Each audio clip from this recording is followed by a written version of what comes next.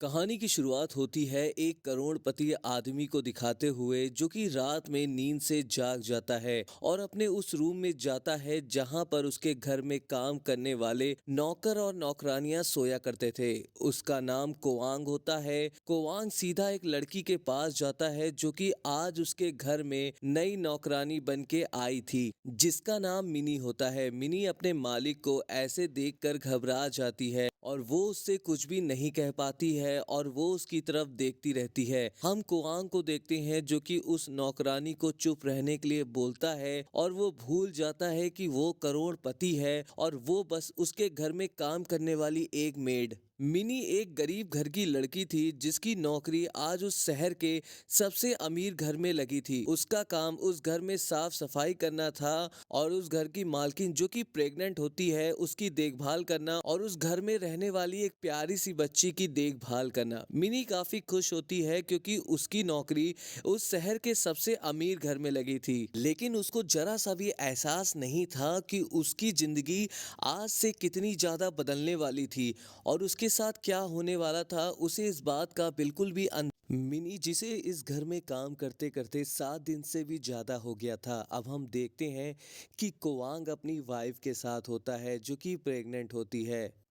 कोवांग उसके साथ time spend करना चाहता था लेकिन वो उसके साथ नहीं कर सकता था क्योंकि वो प्रेग्नेंट थी, इसीलिए वो कुछ भी नहीं करता है और हम देखते हैं कि वो नीचे आ जाता है जहाँ पे आराम कर रही होती है। मिनी कोआंग को देख के शॉक हो जाती है, उसे कुछ भी समझ में नहीं आता, लेकिन कोआंग उसे चुप कराता है और उसके साथ वो उस दिन टाइम स्पेंड करता है।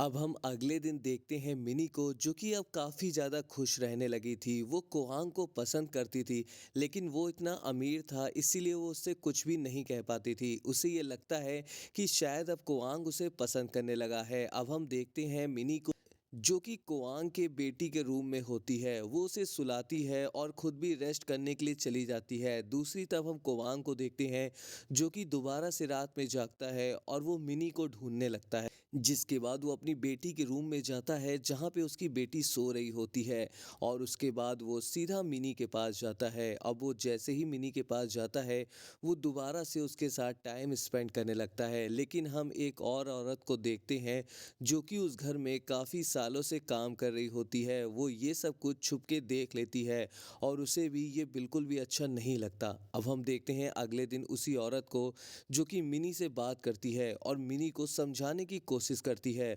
वो ये कहती है कि वो यहाँ पे काफ़ी सालों से काम कर रही है और वो उससे ये कहती है कि कुआंग के पिता ने भी उसके साथ काफ़ी टाइम स्पेंड किया है और वो उसको बस यही सलाह देती है कि वो उससे दूर रहे।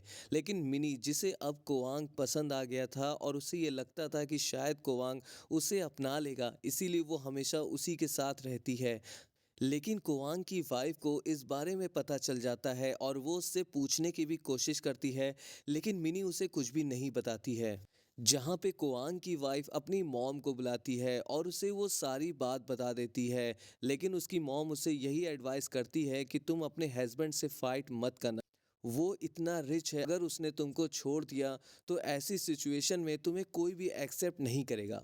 और हम देखते हैं जब ये दोनों बाहर निकलती हैं तो मिनी एक सीढ़ी पे चढ़ के घर की सफाई कर रही होती है, जिसके बाद वो औरत उस सीढ़ी पे लात मार देती है जिससे मिनी को चोट लग जाती है और मिनी हॉस्पिटल में जाती है। तभी वो औरत उसके पास जाती है और उसे दोबारा से समझाती है कि तुम्हें अब यहाँ से चले जाना चाहिए क्योंकि यहाँ पे तुम्हारा कोई भी फ्यूचर नहीं है और यहाँ पे सिर्फ तुम्हारा यूज होगा। मिनी जिसको कुआंग के आगे कुछ भी समझ में नहीं आता है, कुआंग को देखते हैं जो कि अक्सर अब मिनी के साथ टाइम स्पेंड करने लगा था और वो मानो अब उसको एक खेल समझ चुका था। मिनी जो कि उसके घर में एक नौकरानी थी और वो उसके आगे पीछे भी कहीं भी नहीं थी, लेकिन अब उसे ये लगने लगा था कि वो इस घर की रानी बन चुकी है। मगर हम देखते हैं कि कोवांग की वाइफ मिनी को अपने रूम में बुलाती है और उसे काफ़ी ज़्यादा स्लैप करने लगती है। वो उससे ये कहती है कि वो कुछ पैसे ले और यहाँ से चली जाए क्योंकि उसका पति उसे यहाँ से जाने नहीं देगा। लेकिन हम मिनी को देखते हैं जो कि वहाँ से नहीं जाती है। अब सबसे बड़ी बात मिनी के लिए ये हो जाती है कि वो प्रेग्नेंट हो गई थी और वो ये चाहती थी कि कोवांग उसके बच्चे को एक्सेप्ट करे, लेकिन जब कोवांग को इस बारे में पता चलता है तो वो मिनी को वहाँ से धुतकार देता है और वहाँ से उसे उसे जाने के लिए कहता है और वो औरत जो कि आज तक मिनी को सब कुछ समझा रही थी वो भी उसका सपोर्ट करती है।